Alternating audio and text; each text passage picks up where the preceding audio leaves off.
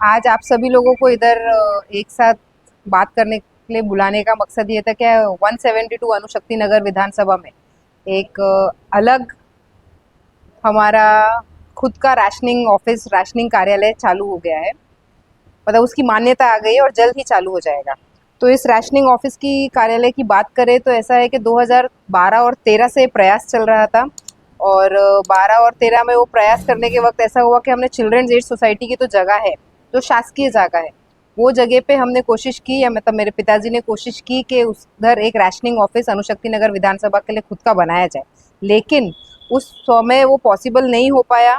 फिर 2014 से 19 में इसके बीच में कोई भी प्रयास नहीं किया गया इसके ऊपर। लेकिन जब 2019 में वापस से आप ही सभी लोगों ने हमें चुन के लाया, तो हमने एक काम चालू किया था कि वो अनुशक्ति नगर को खुद का अपना एक राशनिंग ऑफिस मिले। उस समय जब काम चालू किया तो काफ़ी एक लिमिटेशंस ऐसी थी कि हमें एक स्ट्रक्चर जो शासकीय जगह पे या शासकीय मालकी का, चाहे वो महाराष्ट्र सरकार का हो या वो बीएमसी का हो, ऐसा कोई स्ट्रक्चर अगर अवेलेबल होगा तो हम राशनिंग डिपार्टमेंट में ये अपील कर सकते हैं कि हमें ये राशनिंग कार्यालय के लिए उपलब्ध करा के दिया जाए। तो जब ये खोज चालू हुई थी तो 2023 में एक ऐसी जगह मिली जो एमिनिटी स्पेस के नाम पे बीएमसी के पास हैंड ओवर की गई थी।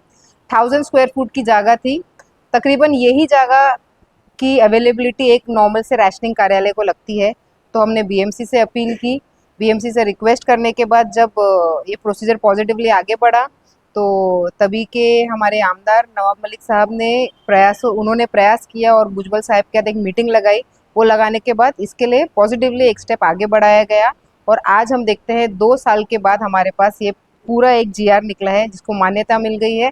सिर्फ जगह की नहीं, सिर्फ अनुशक्ति नगर राशनिंग कार्यालय की नहीं, बल्कि वहाँ पे जो जितने भी स्टाफ लगेंगे उनके सैलरी के साथ, उनके उधर जो जगह की रेंट के साथ और उसमें आने वाले जितने भी एक्सपेंस है सभी के साथ मान्यता मिल गई है।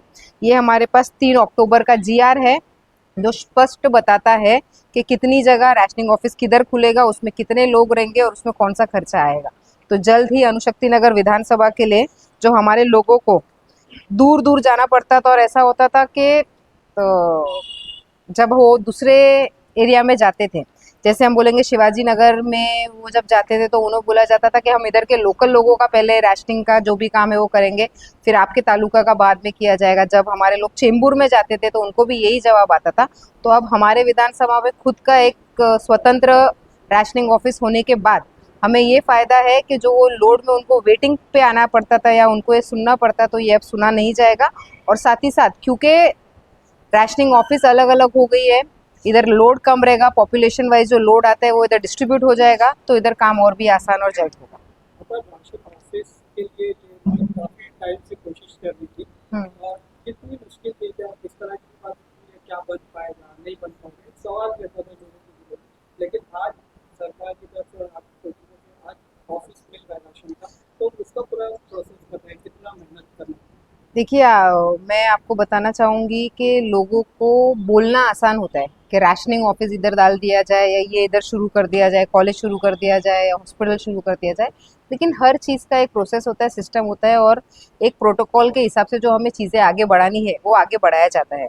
और जो कि हमने देखा 2023 में जब हमने पॉजिटिवली एक जगह ढूंढ के लाई, बीएमसी पॉजिटिव थी, महाराष्ट्र शासन पॉजिटिव थी, दोनों के बीच में जो भी प्रोसीजर्स होते हैं, जब ये अनुशक्ति नगर के जो स्पेशल और अलग से जो राशनिंग ऑफिस है उसके लिए जब मान्यता दी गई पेपर पे, लेकिन उसका जीआर नोटिफिकेशन नहीं निकला था, तब ऐसा हुआ था कि हमारे पास जगह है, हमारे पास रिसोर्सेज है, हमारे पास सारे सोर्सेज है करने के लिए, लेकिन उसके कुछ नियम होते हैं जो फॉलो करना पड़ता है। वो अलग अलग डिपार्टमेंट में जाती है, वो वृत्त में गई, वो हाई पावर कमेटी के पास गई, वो वापस से राशनिंग इसमें आई डिपार्टमेंट में।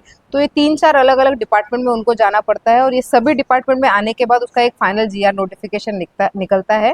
और ये हर लेवल पे, हर टप्पे पे पिछले 2 साल से लगातार हम फॉलो कर रहे हैं। पहले मैं मेरे पिताजी के साथ लगातार फॉलो कर रही थी, फिर हम जब ये चुनाव हुए, नई सरकार बनी, क्योंकि ये पेंडिंग हो गया था कुछ वक्त के लिए। राशनिंग का जो डिपार्टमेंट था वो अलग अलग लोगों के पास गया, उसमें भी डिपार्टमेंट चेंज हुए, ऑफिसर्स बदली हुए।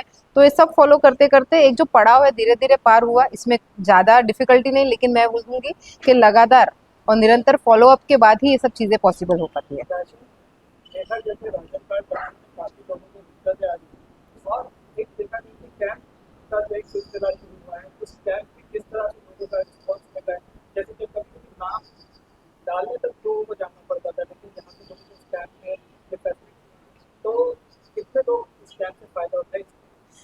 कितने लोग इस कैंप से फ़ायदा उठा चुके हैं ऐसा नहीं है। हमारे जो राशनिंग के कैंप है, राशन के आधार कार्ड का राशन आधार कार्ड डॉक्यूमेंटेशन का, वो लगातार हमने चीता कैंप में किया, चीता कैंप में 2 अलग-अलग जगहों पे किया, हमने टाटा नगर में किया, हमारा नेक्स्ट विष्णुनगर में भी अभी जल्दी होने वाला है, वाशीनागा में हमने कैंप किया। तो हमारे जो कैंप है, क्योंकि 2 अलग-अलग राशनिंग ऑफिसेज चलते थे, वो लगातार चलते हुए आए हैं।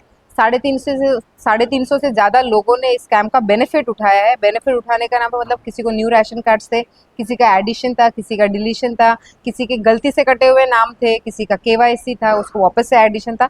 तो ये सभी जो काम था हमने लगातार किया है, और भी अभी कुछ ऐसे कैंप जो आने वाले वीक में हमने प्लान आउट किए हैं, और ये चलते रहेंगे। और बोलने का ये मतलब है कि कुछ लोग राशनिंग कैंप लगा के बहुत बड़ा एक बोलते हैं ना, कुछ सजा दिया है या कुछ बहुत बड़ा काम कर दिया, उस पे आते हैं। तो हमें बताना चाहूँगी कि राशन के कार्ड के कैंप लगाना बहुत छोटी सी चीज़ है, उसको लगातार शासन अपने तरफ से लगाती रहती है। हमें सिर्फ रिक्वेस्ट करना होता है, और लगातार चलना चाहिए।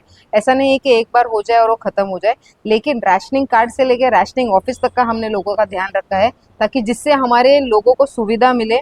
और जब भी हम कोई वादा करते हैं, उसको पॉजिटिवली लेके आगे बढ़ते हैं, और वो वादा हमारे हित के लिए नहीं होता है, लोगों के हित के लिए होता है। और आज फिर हमने जब ये जीआर लेके आया है और इसको सच करके दिखाया है, तो लोगों के पास एक क्लियर मैसेज यही जा रहा है कि भाई इधर काम करते भी, बोलते भी है और करते ही, और हमारे इधर काम ही बोलता है। हमारे राशन का ऑफिस कब तक के लोगों की मतलब सेवा में शुरू हो जाएगी? इसकी जगह जगह इधर जो 1000 स्क्वायर फीट का हम देखते हैं जीआर में जो उल्लेख किया हुआ है, वार्ड नंबर 144 में देवनार गांव में फर्स्ट फ्लोर पे ये राशनिंग ऑफिस बनेगी। इधर पूरा जो इंफ्रास्ट्रक्चर है रेडी है, उसके बीच के थोड़े पार्टीशन के काम है वो बचे हैं। हमने डिपार्टमेंट से इसके जो फर्नीचर्स और बाकी चीज़ें जो रिक्वायर्ड है, उसके लिए भी फंड सैंक्शन करा के रखा है, उसकी भी मंजूरी है हमारे पास। तो लगभग ये मंथ में, अक्टूबर में हम पूरा काम सिस्टमेटिकली कर लेंगे। जिधर से स्टाफ का आना है, वो स्टाफ का जितना अरेंजमेंट है वो हम शासन के पीछे करके और डिपार्टमेंट के पीछे करके जितना हो सकता है वो आगे बढ़ाएंगे।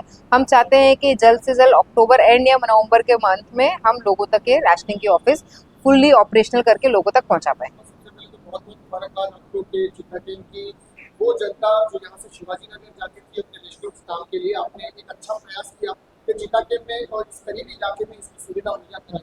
लेकिन चिता कैंप के अंदर हॉस्पिटल को लेकर आज बहुत सी महिलाएं परेशान है। आपके पाइपलाइन में वो काम कब तक आएगा, कि कब आप उसके ऊपर विचार करेंगे कि डॉक्टर्स वहाँ पर मुहैया हो जाए और चिता कैंप की औरतों को शताब्दी ना आना पड़े, चिता कैंप में ये सारी सुविधा मिल जाए, इसमें क्या वर्कआउट है? चीता कैंप में तो हम बताएंगे, हम लोअर लेवल के पहले हॉस्पिटल की बात करते हो। अगर एचबीटी क्लिनिक की बात करें तो एचबीटी क्लिनिक बी सेक्टर में एक चल रहा है, और हमारी लगातार प्रयास है जो काजल ज्वेलर्स के पीछे जो जगह है जहां हम बोलते हैं कि गलत चीज़ें हो रही है, हमारी इच्छा यही है और कोशिश भी यही है कि उधर जल्द से जल्द एचबीटी सेंटर खुल जाए।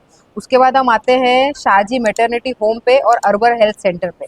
अभी शाहजी मैटरनिटी होम में हम देखेंगे तो जो डॉक्टर है जो उधर 24 आवर्स रह रही है, अभी उधर आरएमओ भी है। अभी अभी मुझे ऐसा लगता है कि ये डॉक्टर्स का जो इशू है फिलहाल थोड़ा अभी रिजॉल्व है, लेकिन अभी लास्ट हमारी विपिन शर्मा जी से बात हुई थी, जो एडिशनल म्युनिसिपल कमिश्नर है, उनको हमने सारी चीज़ें बताई, सीएमएस को सारी चीज़ें बताई कि उधर आज भी हमें डिलीवरी के लिए अगर दूसरी सेकेंड डिलीवरी होती है या फर्स्ट सी सेक्शन हुआ रहता है, तो उधर अभी भी जो हमारे डॉक्टर्स है वो सही तरीके से उनको ट्रीट नहीं करके उनको शताब्दी के बाद साइन भेज रहे हैं। तो इसके ऊपर हमें सुविधा जितनी और बेटर करने को मिल सकती है और कितना हम कर सकते हैं, और हम जो एक्चुअली प्रेजेंट रिपोर्ट है वो हम ला सकते हैं और पेपर पे ला सकते हैं। वाइट पेपर हमको चाहिए सारे, और हमें उसके ऊपर वर्किंग चाहिए, ये करवा के लीजिए। एक दूसरा, हमने उधर के जो अर्बन हेल्थ सेंटर है, अर्बन हेल्थ सेंटर जो नायर हॉस्पिटल से, नायर मेडिकल कॉलेज से कनेक्टेड है, उसमें जो सुविधा है पूरी तरीके से जो जनता को मिलनी चाहिए वो नहीं है। डायग्नोस्टिक के बार बार इशू आ रहे, तो हमने उधर एक मांग रखी है, उन्होंने उस पर पॉजिटिवली भी बोला है कि हम स्टडी करके बताएंगे। उधर है कि कैजुअलिटी इमरजेंसी सेंटर बनाना, और साथ ही साथ उधर डे केयर फैसिलिटी अवेलेबल करा के देना।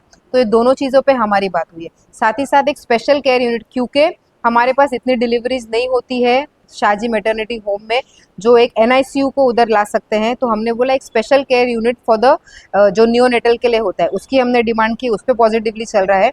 और प्लस हमने एक दोनों कॉम्बिनेशन में एक पेरीफेरल हॉस्पिटल के लिए बात की थी, उस पर जो उनका स्टडी आया है उनके हिसाब से शताब्दी हॉस्पिटल बहुत नज़दीक है। साथ ही साथ एमएमआरडी का जो लल्लूभाई हॉस्पिटल है, ये दोनों जो बड़े हॉस्पिटल बन रहे हैं हमारे पास, तो वो हिसाब से उनके पास किलोमीटर वाइज या पेशेंट वाइज अभी वो नहीं बैठता है। लेकिन अगर हमें अच्छी सुविधा मैटरनिटी हॉस्पिटल में मिल सकती है, हमें कैजुअलिटी और इमरजेंसी अर्बन हेल्थ सेंटर में मिल सकती है, डे केयर यूनिट मिल सकता है, तो ये सभी चीज़ों को जितना वो हमें प्रोवाइड करने के लिए रेडी है, जो सर्विसेज बीएमसी द्वारा हमें मिल सकती है इमीडिएटली, वो सर्विसेज को हम इमीडिएटली लें और वो सर्विसेज को बेटर तरीके से, इंफ्रास्ट्रक्चर तो हर कोई बना के दे रहा है, लेकिन सर्विसेज में हम फेल हो रहे हैं। तो सर्विसेज को कितनी तरीके से, कितने जल्द और कितना स्ट्रिक्टली इन लोग फॉलो कर सकते हैं, उस पर हमने काम करने को लास्ट वीक इनसे बात किया। आपका एक सवाल रहेगा कि दो मुद्दे चिता के इलाके में काफी गरमाए गए हैं कि पहला मुद्दा जो है लाइब्रेरी को लेके और दूसरा सीसी रोड कब कंप्लीट होगा, ये लोगों का काफी सवाल जो है देखने में आ रहा है, क्या कहेंगे?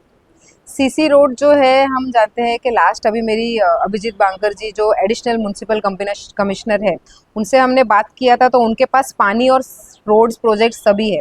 तो हमने उनसे ये रिक्वेस्ट की कि भाई ये, क्योंकि पानी के वजह से हमारे रोड्स के काम स्लो हो रहे हैं, और स्पेशली एमजीआर रोड पे बात हुई, गणेश कीर्ति मंडल पे बात हुई, और वाशीनाका के संत ककैया और टाटा नगर के रोड पे बात हुई कि ये 3-4 रोड जो है जो सालों साल चल ही रहे। आज 2 बारिश देख लिए, 3 बारिश देख लिए, लेकिन इसको इमिडिएटली कैसे सॉल्व करना है उसके ऊपर एक वो बनाया जाए, क्योंकि हम देखते हैं कि ये चीज़ गर्म तभी होती है जब बारिश पड़ती है।